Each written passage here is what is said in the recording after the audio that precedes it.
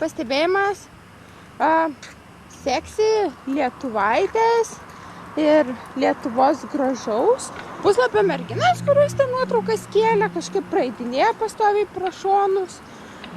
Tiek vakar, tiek šiandien, nežinau, ar aš čia jūs taip pritraukiu kaip magnetas, nes esu ekstremaliai faina, ar tiesiog jūs man norit kažką blogo padaryti. Žodžiu, čianai dirba viena mergina, kuri turi ir piercingų, ir šitą su akinukais vaikšto, va dabar už prekystalio. Tai jinai priklauso sektos nariam 8,000 nusikaltėlių pagal Europos parlamento teismo nutarimą ir būtų visai neblogai, jeigu ją kas nors tiesioginė tų žodžių prasme pamokytų ir paaiškintų, kad kai tave atleidžia, tau nebūtina dirbti darbo vietoj ir kitus šmeižti. Žodžiu, buvau šitoj parduotuviai, makarų desertų studija. Vienas iš nemaloniausių aptarnavimų, kuriuos kada nors esu patyrusi. Mergina paklausė, ar man viskas gerai. Klausimas, ar jai viskas gerai, nes neatrodė, kas taip reklamuoja savo prekę. Taigi prekę reikia pasakyti, kad jinai gera, o ne kad bloga ir kad maždaug jie nieko ypatingi. Jinai dirba desertų kavinukėj ir apšmeižia pati savo desertus, kuriuos parduoda. Ar reikalingas toks darbuotojas? Ne, kam tokiam darbuotojui algą mokėti? Žodžiu, man būna labai keista, kai būna merginos ir jos būna agresyvios arba matosi, kad psichiškai nesveikos ir stovi prie kasos. Tai irgi tikiuosi, kad bus atsižvelgta į mano reportažą būtent makarų studijoje, pačių akcininkų pagal jų pačių įsakymą.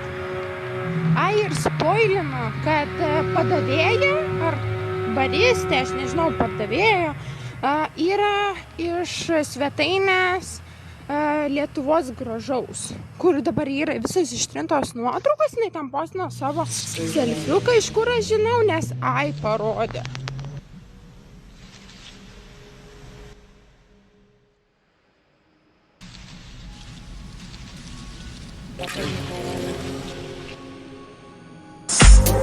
Later, bitches. Later, bitches. Later, bitches. Later, bitches. Later, bitches. Later, bitches. Later, bitches. Later, bitches.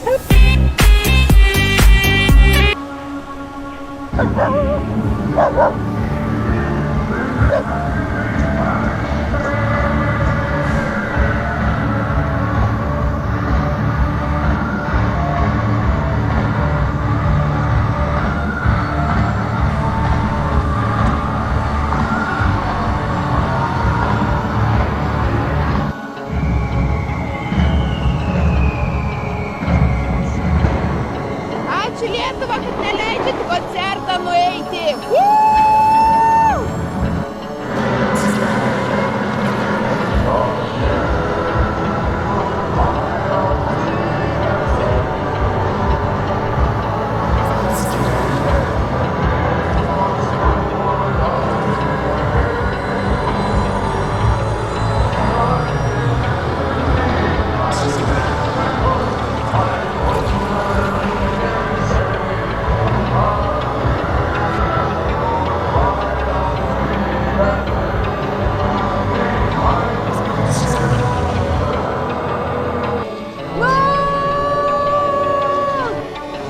Tam galėčiau būti aš pačiam tobuliausiam ir nuostabiausiam gyvenime koncerte ir pasaulyje su aktorystės renginiais, fejerverkais, ugniešou. O dabar stoviu čia, nes neturiu pinigų. Ačiū Jums septantui. Tarp kitko, čia jau juokinga, kai Jūs nežinote, ką bilietus nusipirkot. Ir kad labai daug žmonių išeina čia. Haha, in your face, suckers.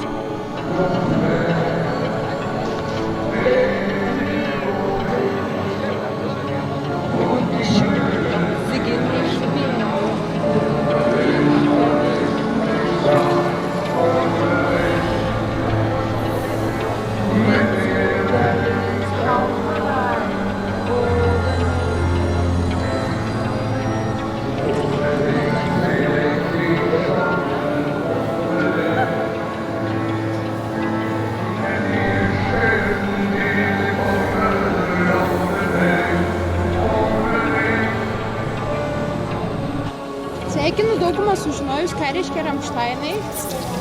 Juokinga buvo matyti, kad dauguma nežinojot, kas jie tokie ir kad nusipirkot bilietus veltui ir net neprasidėjus šaltajame trišėje.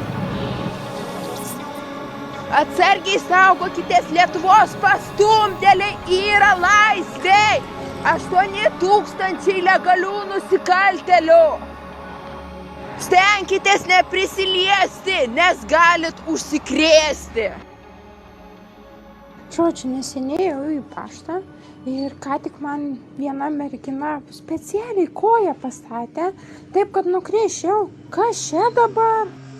Žiūrėkit, šita mergina su akininkais mane užpuolė ir parvertė būtent ant žemės. Tai kad stenkitės prie jos nelįsti, gerai? Jinai viena iš sektantų iš 8000 merginų saro. Žodžiu, aš nežinau, kas su jumis negerai, merginos, bet agresijos išpuoliai yra tikrai nemalonus dalykas. Ir jeigu jūs tokios aktyvios, būtent ties žmonių netiesioginių žudimų ir apskritai tai, kad žmogui reikia darbo ir tai, kad jisai turi turėti kažkokią tai galimybę ir laisvę į būtent savo asmeninius norus ir savo galimybės normaliai gyventi, o jūs spardot specialiai ir bandot padaryti taip, kad nukristų ir susižeistų viešoje vietoje, aš nežinau, kas jūs tokios, bet jūs kvailos. Ir kur per merginos būtent propaguoja žiaurumą.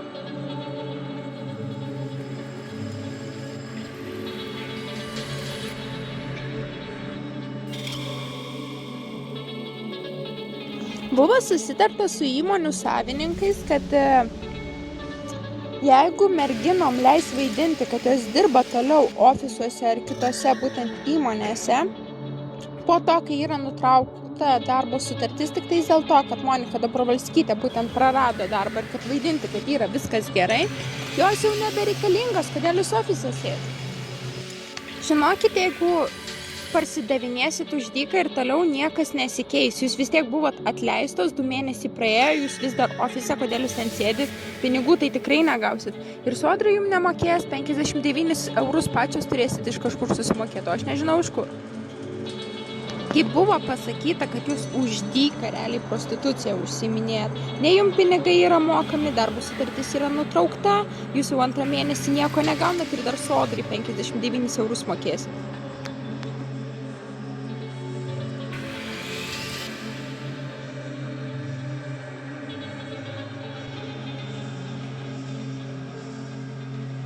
Tai visgi, kaip atrodo mokyklos istorija iš kitos pusės.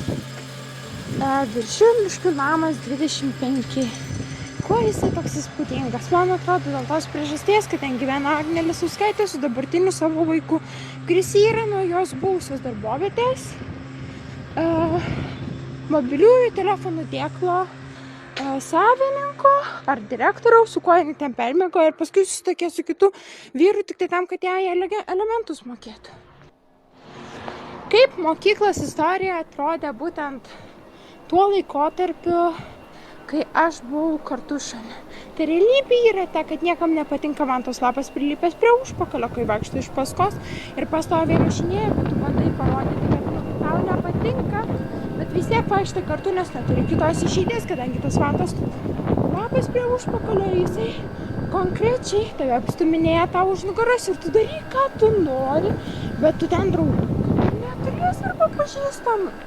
O tai, kad tas vantas lapas prie užpakalio prilipęs dar ir apsišiko ir apsimyžo būtent 2 klasiai ant kėdės, ar 1, bet aš neprisimenu, bet jie dėl to blusą pradėjo valdinti mokykloje klasiokai ir tik tais dėl tos priežasties, kad aš su ja bendravau. Dabar aš turiu tą didelę problemą, kuri vadinasi patyčios ir mobbingas mieste. Ar aš noriu su ja dar bendrauti kada nors? Dėl nuoširdžiai pasakius, mano globėjas konkrečiai pasakė, kad su ja jokio kontakto. O kodėl aš su ja nutraukiu visus ryšius ir bendravimą? Tiesiog dėl to, kad jinai nėra malonus žmogus, su ko bendrauti. Tai nėra žmogus, kurio galima pasitikėti. Jeigu yra problema, jinai visą laiką tave palieka toj problemai, bet jeigu jai problema, jinai nori, kad tu būtum šalia. Paskui arogantiška, labai pasikėlusi, viskas tik tai, kas su ja susiję ir ką jinai norėtų parodyti, tai visuomet būna jinai pati ir pastoviai šalia savęs esančias draugės ir draugus ar dar kažką tokio, jinai tiesiog žemina specialiai tam, kad atrodytų geriau. Aš tokių draugų nenoriu. Jeigu jūs norite turėti, prašau pasiimti. Mokyklos laikų dėja aš normaliai neprisimenu, kas vyksta visiškai. Ir kas vyko ir ką aš ten dariau. Aš nežinau kodėl, man gali bandyti paaiškinti. Bet aš savotiškai džiaugiuosi, man tie laikai nei patiko, nei nieko.